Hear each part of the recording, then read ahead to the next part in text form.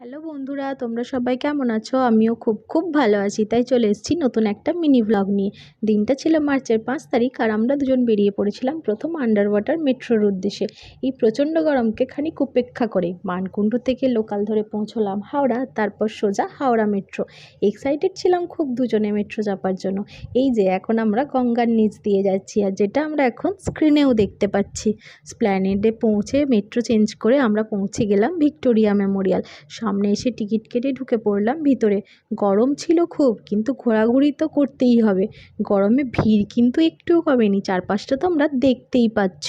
Museum দেখার জন্য পিছন দিক দিয়ে ঢুকতে হচ্ছিল, যেটা ছিল অনেকটা দূরে। হাঁটতে হাঁটতে পায়ে ব্যথা হয়ে গিয়েছিল। ভিতরে ঢুকে ভিতরের এত সুন্দর স্ট্রাকচার ও এত সংগ্রহ দেখে অবাক হয়ে গিয়েছিলাম। ফিরে গেলাম ইতিহাসের পাতায়, সে পলাশির প্রান্তরে। ব্রিটিশ শাসনকাল, রানী ভিক্টোরিয়া, কত যুদ্ধ সরঞ্জাম, অস্ত্রশস্ত্র, কামান দেখে অনেকটাই অবাক হয়েছিলাম। ওখান থেকে বেরিয়ে চারপাশ আরও একটু ঘুরে বসে পড়লাম ফোয়ারার পাশে। ঠান্ডা ঠান্ডা হাওয়া ও মনোরম পরিবেশ গরমটাকে যে কখন চাপা দিয়ে দিল বুঝতেই পারিনি। সন্ধে হয়ে আসছিল, তাই বেরিয়ে পড়লাম। ধর্মতলা পৌঁছে অল্প খাওয়া দাওয়া করে মেট্রো ধরে চলে এলাম বাড়ি। সবাই ভালো থেকো, টাটা।